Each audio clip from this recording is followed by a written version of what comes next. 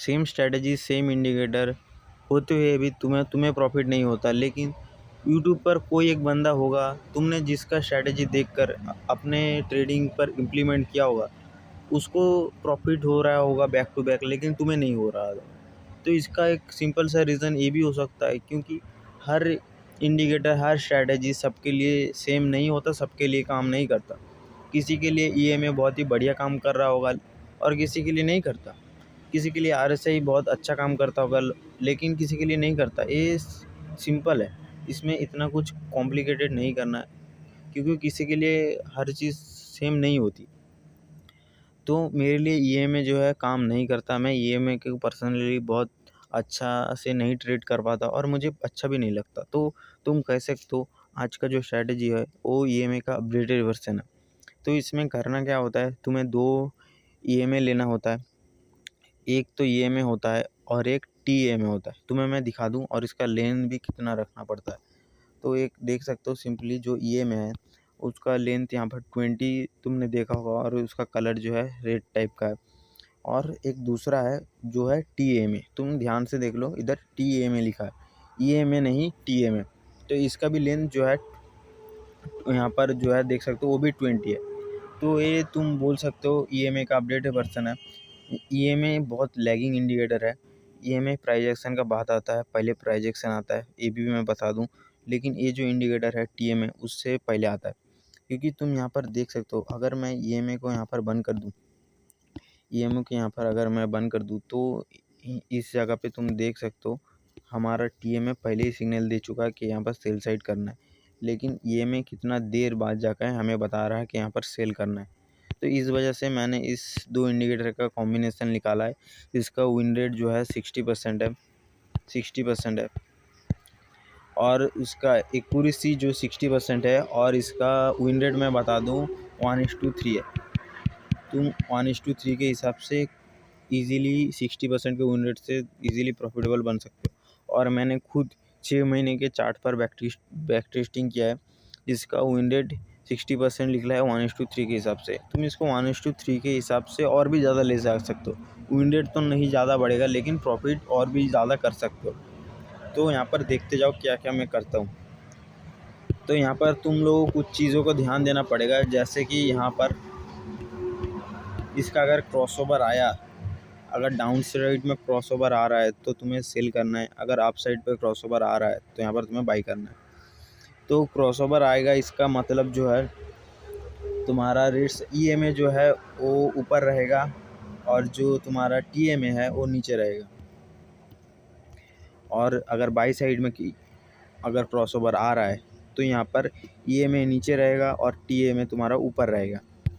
Simple सा strategy समझ लिया। और इसके बाद सेल कहाँ पर करना है, क्रॉसओवर जहाँ पर आएगा वहाँ पर ही सेल कर देना है। जिस पॉइंट पे क्रॉसओवर आएगा उस पॉइंट पे एक रेड कैंडल देखकर तुम्हें सेल कर देना है और टारगेट 1:3 के हिसाब से रखना है। तुम्हें मैं टारगेट भी दे दूँ कितना देना है तुम्हें रखना है। एक टारगेट मैं तुम्हें बता देता हूँ कितना रखना है। यहाँ पर अगर टूल में मैं जाऊँ स्केल में, यहाँ पर देख सकते हो एक कैंडल का नीचे स्टॉप लॉस तुम्हें रखना है। बस एक कैंडल के नीचे अपना स्टॉप लॉस रखना है। तो यहाँ पर कैंडल लगभग 50 पिप्स का है, तो इसका 3 लगभग इतना तुम्हें 1:3 के हिसाब से चाहिए। और उसके बाद अगर मार्केट अभी भी तुम देख सकते हो उसका क्रॉसओवर नहीं आया तो तब तक ट्रेड को होल्ड करना है। लेकिन होल्ड भी कैसे करना है, अगर तुम ट्रेड पर यहाँ पर मान लो तुमने एंट्री किया और 1:3 तुम्हें मिल चुका है, उसके बाद क्या करना है, उसके बाद जो है तुम्हें अपना जब भी ईएमए पे कोई बैक रिवर्स आता है, अगर ईएमए को सपोर्ट लेता है, मान लो ऐसा कुछ कैंडल बनाता है जो यहाँ पर रेड कैंडल बना है, ये रेड कैंडल बना है, तो उस टाइम पर जो है तुम्हें ट्रेड लेना पड़ेगा। बस इस कैंडल पे तुम्हें जो है फिर से एक ट्रेड लेना पड़ेगा। जब भी सपोर्ट लेता है ईएमए पे वहाँ पर फिर से जो है तुम अपना फिर से एक ट्रेड कर सकते हो। वैसे ही कंटिन्यू करते जाना है जब तक इन दोनों टीएमए और ईएमए का अपना जो है क्रॉसओवर फिर से नहीं आ जाता। तुम अगर यहाँ पर भी एंट्री करते हो तुम्हें 1:3 तो शायद मिल जाएगा, क्योंकि यहाँ पर देखते हो तुम 25 पिप्स का एक कैंडल है तो 75 पिप्स इजीली तुम मिल सकता है। और जो है अगर क्रॉसओवर के बाद मान इस सिचुएशन में अगर तुम यहाँ पर देख सकते हो ये 20 EMA के ऊपर जो कैंडल बना है तो यहाँ पर ट्रेड नहीं लेना।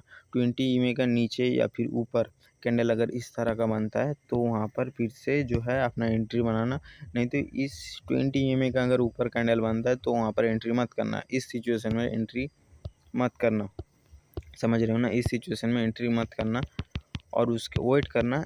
ये सब सिचुएशन में अगर आता है तो कैंडल कोई बनता है तो वहाँ पर एंट्री करना। बहुत लोग बोलेंगे यहाँ पर तो एक एंट्री होता, यहाँ पर तो एक एंट्री होता इस कैंडल पे। हाँ, इस कैंडल पे एंट्री होता, तुम्हें एंट्री लेना भी है। एंट्री लेने के बाद देखना है सिंपल, अगर 1:2 मिल रहा है, 1:2 मिल रहा है, अगर तुम्हें $10 का लॉस ले रहे हो उसका टारगेट तुम 30 रखे हो, अगर 20 मिल रहा है तो कॉस्ट टू कॉस्ट लाके टारगेट को छोड़ देना है, यानी स्टॉप लॉस को लाके छोड़ देना है, टारगेट को नहीं। और उसके बाद वेट करना है क्या होता है। अगर तुम्हारा मार्केट टारगेट दे देता है तो बढ़िया है, अगर नहीं देता तो भी बढ़िया है। उसके बाद अगर क्रॉसओवर हो जाता है तो उसके बाद सेल साइड पर एंट्री मत लेना। यहाँ पर उसके बाद देख सकते हो क्रॉसओवर हो चुका था और उसके बाद सेल साइड पर एंट्री नहीं लेना। अभी मार्केट जो है बुलिश हो चुका है, तुम्हें बाई साइड करना है।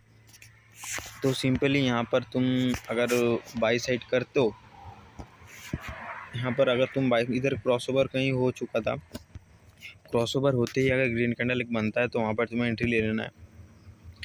तुम अगर यहाँ पर भी एंट्री लेते हो तुम्हें 25 ड्रॉप पिप्स का, तुम्हें तो 1:2 मिल रहा है लेकिन यहाँ पर 1:3 नहीं मिला, तो यहाँ पर तुम कॉस्ट टू कॉस्ट अपना जो है ट्रेड को लेकर आकर रख दे सकते हो। और उसके बाद इसके बाद जो यहाँ पर देख सकते हो मार्केट ने फिर से डाउन साइड में क्रॉसओवर दे दिया, तो यहाँ पर तुमसे फिर डाउन साइड में तुम एक ट्रेड ले सकते हो। तो ये तो बता दिया मैंने डाउन साइड में। इसके बाद जो है तुम्हें अप साइड के मैं दिखा देता हूँ। तुम देख सकते हो यहाँ पर कितने बड़े बड़े टारगेट जो हैं तुम्हें कर सकते हो। मतलब इस स्ट्रैटेजी में अगर तुम ट्रेड करते हो तुमसे एक भी ट्रेंड मिस नहीं होगा, ये मैं कहता हूँ। क्योंकि ये अगर मार्केट साइडवेज जाता है तो तुम्हारा लॉस होने वाला है।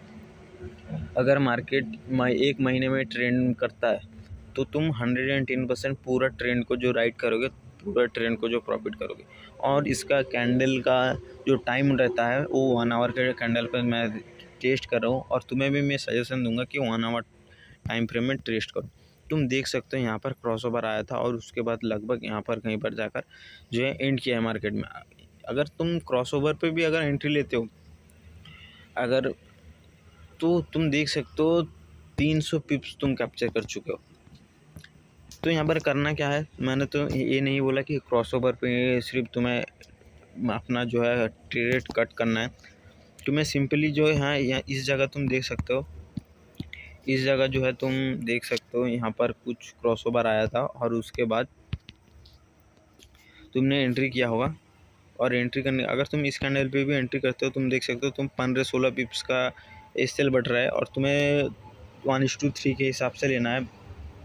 अगर तुम्हारा यहाँ पर भी टारगेट होता है और उसके बाद तुम्हें बैक टू बैक अगर ग्रीन कैंडल दिख रहा है तो उस पर तुम्हें फिर से एंट्री कर लेना है। और इस जगह पर देख सकते हो इतना बड़ा रेड कैंडल बना, लेकिन जो है हमारा टीएमए वो अभी भी बुलिश है, उसके बाद अभी भी नहीं डाउन आया। तो यहाँ पर तुम्हें क्या करना है, यहाँ पे सिंपली जो है अपना जो ईएमए के ऊपर एक ग्रीन कैंडल जो जब भी बनता है ईएमए के ऊपर, ये ध्यान रखना है ईएमए के ऊपर, ईएमए के नीचे नहीं। यहाँ पर कहीं पर एक कैंडल अगर बन रहा है देख सकते हो, यहाँ पर कहीं पर एक बन रहा है तो यहाँ पर फिर से री एंट्री कर सकते हो तुम एक कैंडल पे। तो वो ऐसे ही ट्रेंड को राइड करना है और बहुत बड़े बड़े तुम जो है इससे प्रॉफिट कर सकते हो। एक ट्रेंड बेस्ड अपना स्ट्रैटेजी है, ये साइडवेज मार्केट में काम नहीं करता। साइडवेज मार्केट में ये स्ट्रैटेजी फंसता है। अगर मार्केट ट्रेंड पर है, वो मार्केट का ट्रेंड क्लियर है तो तुम तो पैसे छाप सकते हो लिटरली।